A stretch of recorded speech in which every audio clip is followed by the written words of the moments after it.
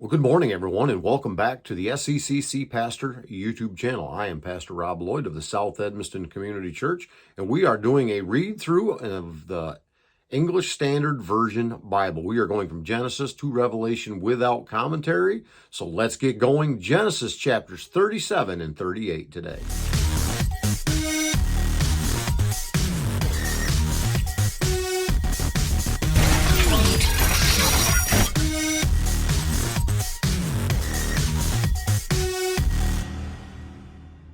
All right, let's get rolling into Genesis chapter 37. Let's go.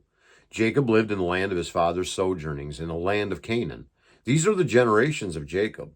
Joseph, being 17 years old, was pasturing the flock with his brothers. He was a boy with the sons of Bilhah and Zilpah, his father's wives.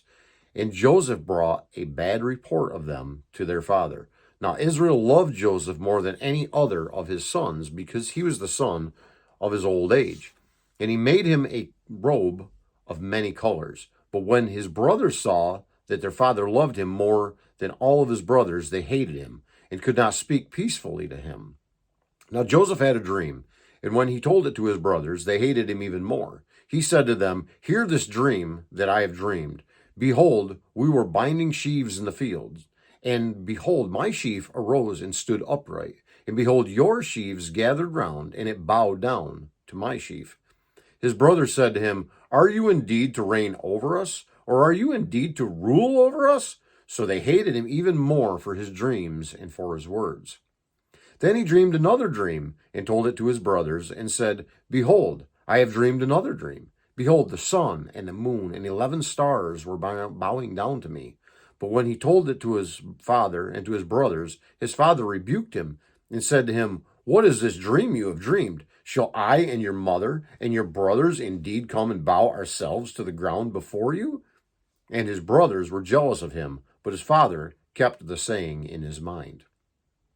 Now the brothers went to pasture their father's flock near Shechem. And Israel said to Joseph, "Are not your brothers pasturing the flock at Shechem? Come, I will send you to them." And he said to him, "Here I am." So he said to him, "Now go and see if it is well with your brothers and with the flock, and bring me word." So he sent him from the valley of Hebron, and he came to Shechem. And a man found him wandering in the fields, and a man asked him, "What are you seeking?" "I am seeking my brothers," he said. "Tell me, please, where they are pasturing the flock." And the man said, "They have gone away, for I heard them say, 'Let us go to Dothan.'"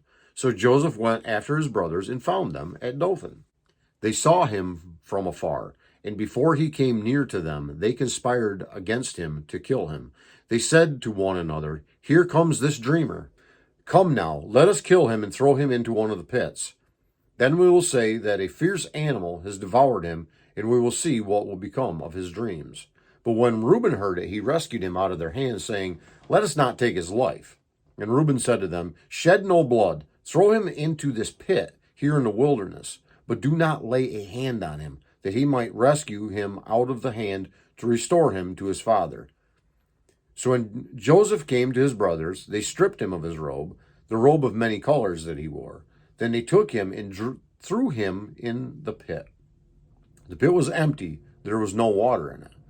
Then they sat down to eat, and looking up, they saw a caravan of Ishmaelites coming from Gilead, with their camels bearing gum, balm, and myrrh, on their way to carry it down to Egypt. Then Judah said to his brothers, "What profit is it if we kill our brother and conceal his blood? Come, let us sell him to the Ishmaelites, and let not our hand be upon him, for he is our brother, our own flesh." And his brothers listened to him. Then Midianite traders passed by, and they drew Joseph up and lifted him out of the pit and sold him to the Ishmaelites for 20 shekels of silver. They took Joseph to Egypt. When Reuben returned to the pit and saw that Joseph was not in the pit, he tore his clothes and returned to his brothers and said, "The boy is gone, and where shall I go?" Then they took Joseph's robe and slaughtered a goat and dipped the robe in the blood, and they sent the robe of many colors and brought it to their father and said, "This we have found. Please identify whether it is your son's robe or not." And he identified it and said, "It is my son's robe. A fierce animal has devoured him. Joseph is without doubt torn in pieces." Then Jacob tore his garments and put sackcloth on his loins and mourned for his son many days. All his sons and his daughters rose up to comfort him, but he refused to be comforted and said, Now I shall go down to Sheol to my son mourning. Thus his father wept for him. Meanwhile, the Midianites had sold him in Egypt to Potiphar, an officer of Pharaoh, the captain of the guard. Genesis chapter 38. It happened at the time that Judah went down from his brothers and turned aside to a certain Adulamite whose name was Hira. Then Judah saw the daughter of a certain Canaanite whose name was Shua. He took her and went into her, and she conceived and bore a son, and called his name She conceived again and bore a son, and called his name Onan. Yet again she bore a son, and she called his name Shelah. Judah was in Shezib when she bore him. And Judah took a wife for his firstborn, and her name was Tamar. But Judah's firstborn, was wicked in the sight of the Lord, and the Lord put him to death. Then Judah said to Onan, Go in to your brother's wife, and perform the duty of a brother-in-law to her, and raise up offspring for your brother. But Onan knew that the offspring would not be his, so whenever he went in to his brother's wife, he would waste the semen on the ground, so as to not give offspring to his brother. And what he did was wicked in the sight of the Lord, and he put him to death also. Then Judah said to Tamar, his daughter-in-law, Remain a widow in your father's house, till Shelah, my son, grows up, for he feared that he would die like his brothers. So Tamar went and remained in her father's house. In the course of time, the wife of Judah, Shua's daughter, died. When Judah was comforted, he went up to Timnah to his sheep shearers, he and his friend Hira the Adulamite. And when Tamar was told, Your father-in-law is going up to Timnah to shear his sheep, she took off her widow's garments and covered herself with a veil, wrapping herself up, and sat at the entrance to Enaim, which is the road to Timnah. For she saw that Shelah was coming up, and she had not been given to him in marriage. When Judah saw her, he thought she was a prostitute, for she had covered her face. He turned aside to her at the roadside and said, Come, let me come in to you, for he did not know that she was his daughter-in-law. She said, What will you give me that you may come in to me? He answered, I will send you a young goat from the flock. And she said, If you give me a pledge until you send it. He said, What pledge shall I give you? She replied, Your signet and your cord and your staff that is in your hand. So he gave them to her and went in to her, and she conceived by him. Then she arose and went away, and taking off her veil, she put on the garments of her widowhood. When Judah sent the young goat by his friend the Adulamite to take back the pledge from the woman's hand, he did not find her. He asked the men of the place, Where's the cult prostitute who is at Enaim at the roadside? And they said, No cult prostitute has been here.